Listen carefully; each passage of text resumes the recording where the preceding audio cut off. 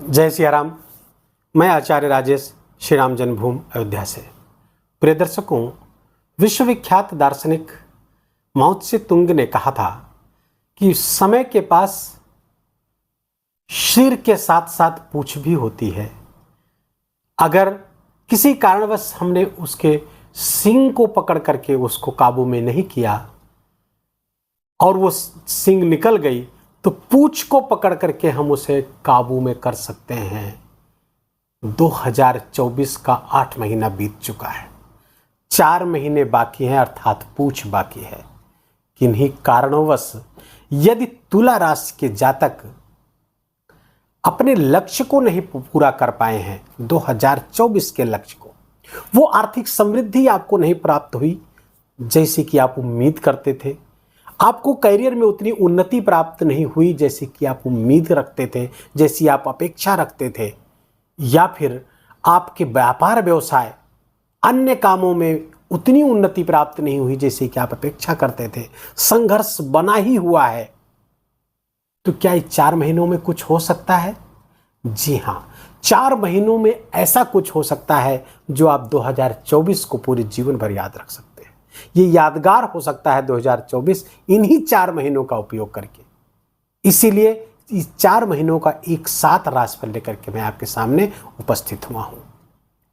तुला राशि के जातकों के लिए कुछ ग्रहों की स्थितियां इतनी सुदृढ़ और इतनी सकारात्मक हो रही हैं, इतनी अनुकूल हो रही हैं कि अंतिम 4 महीना आपके लिए बहुत ही महत्वपूर्ण साबित हो सकता है। आइए जानते हैं कैसे। तुला राशि के जातकों के लिए शुरू करते हैं आपके राशि के स्वामी शुक्र से ही, जो कि 18 सितंबर से अपनी ही राशि पर, आपकी राशि पर ही विराजमान होंगे और यहाँ पर मालव्य नामक पंच महापुरुष राजयोग बना करके बैठेंगे।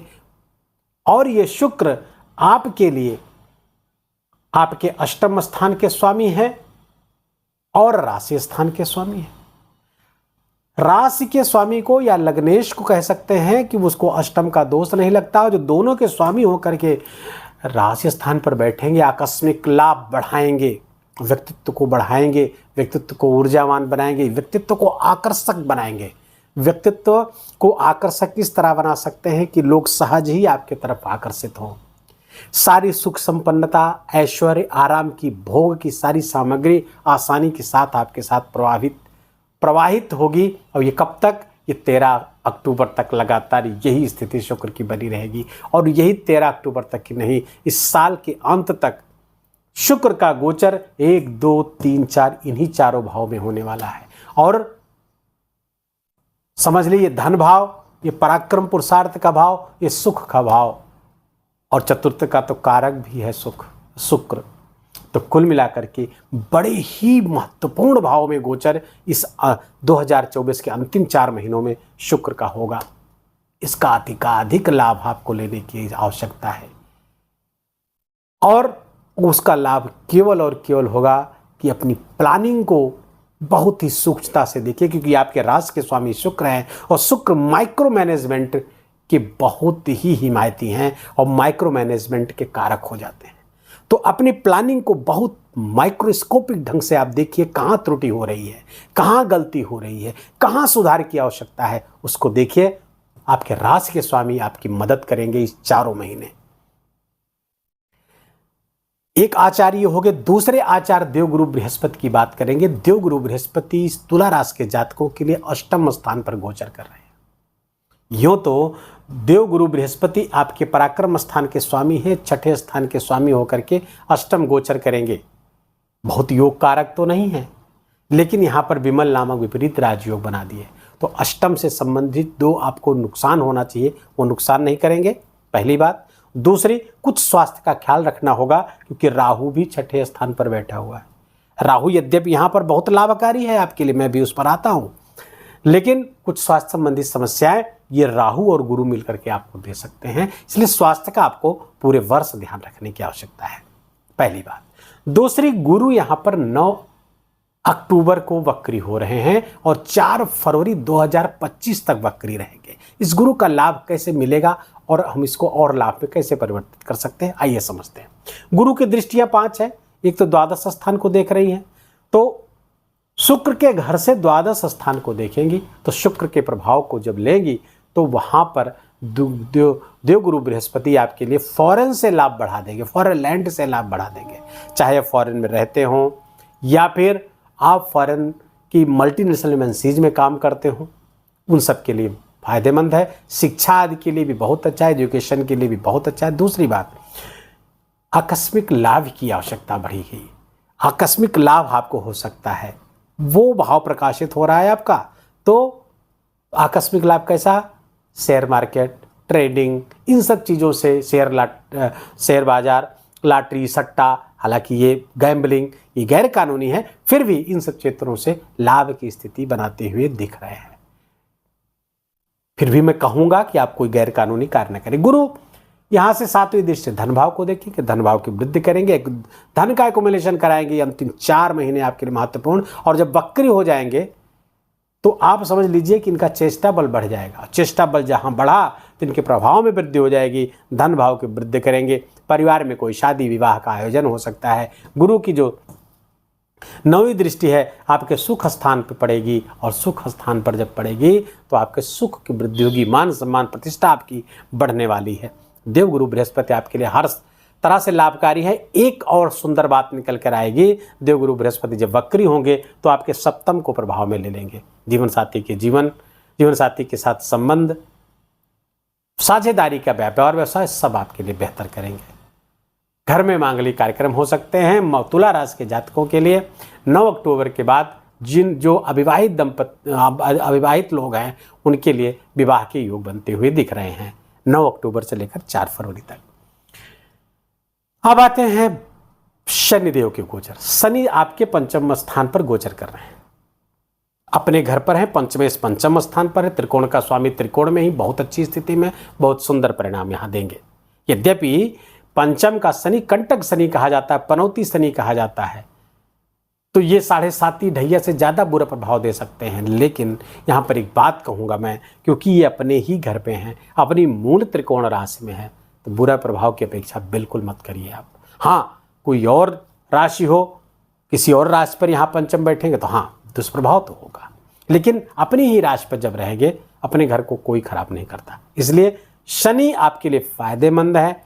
वक्री है, 15 नवंबर तक वक्री हैं। लाभ की मात्रा बढ़ा सकते हैं यदि आप चतुर्थ से संबंधित किए गए प्रॉमिस, चतुर्थ भाव से संबंधित जो पेंडिंग से उसको आप पूरा कर लेते हैं, तो ये शनि आपके लिए बहुत सुंदर परिणाम लेकर आ सकते हैं। चतुर्थ भाव से पेंडिंग्स क्या हो सकते हैं? जमीन जायदाद के मामले जो पहले से आपने ठंडे बस्ते में रख दिया है। सोसाइटी का कोई काम आपने ले रखा था और उसको किनारे कर रखा है। समाज के कोई उत्तरदायित्व तो है आपने पूरे नहीं किए हैं। माँ के प्रति कोई उत्तरदायित्व तो है उसको आपने पूरा नहीं किया है, तो उसको पूरा करिए। अभी 15 नवंबर तक का समय है, पूरा कर डालिए ताकि शनि आपको दोनों हाथों से देना शुरू कर दे। क्योंकि शनि यहाँ बैठ करके सीधे प्रॉफिट के भाव को देख रहा है, लाभ के भाव को देख रहा है, इच्छा पूर्ति के भाव को देख रहा है, तो ये बहुत अच्छे परिणाम देंगे। शनि यहाँ से जो 10वीं दृष्टि से देखेंगे तो आप धन भाव को देख रहे हैं, तो धन की वृद्धि करा देंगे। लेकिन ध्यान रहे वक्री हैं, चतुर्थ से संबंधित जो आपके पेंडिंग्स है उसको क्लियर करना पड़ेगा, तो कर डालिए ना, अभी तो आपके पास समय है। इन 4 महीनों को यादगार बनाइए। दूसरा, अब आते हैं मंगल। मंगल आपके सप्तम स्थान के स्वामी हैं और त्रिकोण में बैठे हुए हैं।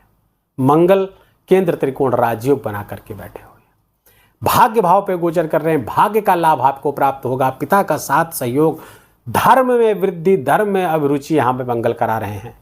कब तक? 20 अक्टूबर तक।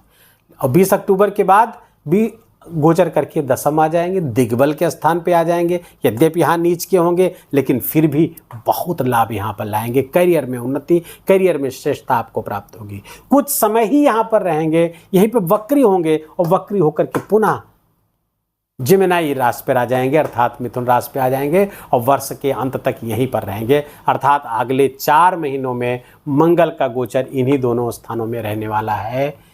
मंगल का गोचर बहुत शुभ है, बहुत शानदार है और इसका लाभ लीजिए। धन स्थान के स्वामी हैं आपके, सप्तम स्थान के स्वामी हैं, भाग्य स्थान पर गोचर करेंगे। क्या ही कहने, धन की वृद्धि, व्यापार व्यवसाय की वृद्धि, जीवन साथी के साथ उस जीवन साथी के करियर में वृद्धि और यहाँ पर बैठ करके जब चौथी दृष्टि से देखेंगे तो द्वादश को देखेंगे, द्वादश में यहाँ पे थोड़ी सी वृद्धि कराएंगे, द्वादश में थोड़ा सा व्यय में वृद्धि करा सकते हैं। लेकिन मंगल की जो सातवीं दृष्टि है पराक्रम को देख, पराक्रम बढ़ाएगी, कंटिन्यू आपका पराक्रम बढ़ता रहेगा। सुख, प्रॉपर्टी, जमीन जायदाद की उच्च दृष्टि उनकी पड़ेगी आपके चतुर्थ स्थान पर, चाहे यहाँ रहें चाहे यहाँ रहें, दोनों। अर्थात अगले 4 महीने मंगल की दृष्टि में आपका चौथा भाव सुख भाव रहने वाला है, जो उनकी उच्च दृष्टि है। फलतः जमीन जायदाद वाहन सबका सुख यहाँ से देते हुए दिख रहे हैं। प्रॉपर्टी का लाभ होता हुआ दिख रहा है। प्रॉपर्टी डीलिंग से अगर आप जुड़े हुए हैं, रियल एस्टेट से जुड़े हुए हैं, एग्रीकल्चर सेक्टर से जुड़े हुए हैं, जमीन के नीचे खुदाई वाले किसी काम में जुड़े हुए हैं, आप सब में लाभ यहाँ पर देते हुए दिख रहे हैं। कंस्ट्रक्शन, सीमेंट आदि, ईंट भट्टे आदि सब के लिए ये मंगल कंटिन्यूअस आपके लिए अनुकूल है। इसका लाभ उठाइए और 2024 के अंतिम 4 महीनों को यादगार बनाइए।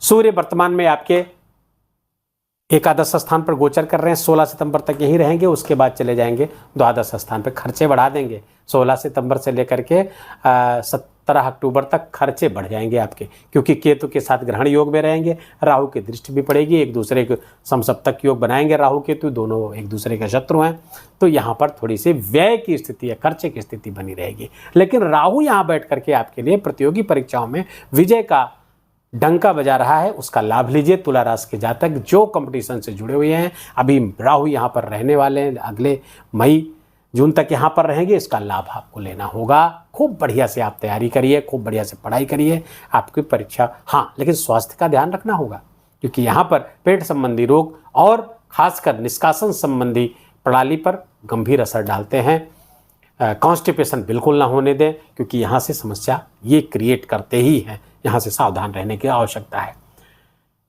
सूर्य उसके बाद 17 अक्टूबर के बाद आपके राशि पर आ जाएंगे, बहुत शुभ परिणाम यहाँ देंगे। उसके बाद धन स्थान पर आएंगे, काल लगातार सूर्य की भी 17 अक्टूबर के बाद गोचर उनका भी अच्छा हो जाएगा। कुल मिलाकर के आप ये बात समझ गए होंगे कि अंतिम 4 महीने आपके लिए कितने उपयोगी हैं, कितने आपके लिए शानदार हो सकते हैं यदि आपने सही से प्लानिंग करते हुए उसको एग्जीक्यूट किया पूरी मेहनत और परिश्रम के साथ। बहुत शानदार परिणाम लेकर के आ रहे हैं। वीडियो को भी यही विराम देंगे। वीडियो यदि आपको अच्छा लगा हो, आपके काम को लगा हो, जो मैं समझाना चाहता था वो आप समझ गए हो, तो वीडियो को कृपा करके लाइक करिए, अपनों के साथ शेयर करके उसका पुण्य लीजिए, और कमेंट में जय सिया राम लिखना बिल्कुल भी मत भूलिए। मेरा विशेष निवेदन, विशेष आग्रह आपसे, चैनल को सब्सक्राइब कर लीजिए, क्योंकि ऐसे वीडियो कंटिन्यूअस आपको मिलते रहेंगे। बेल आइकन की घंटी दबा लीजिए। अपना बहुत बहुत ख्याल रखिए। जय जय सिया राम।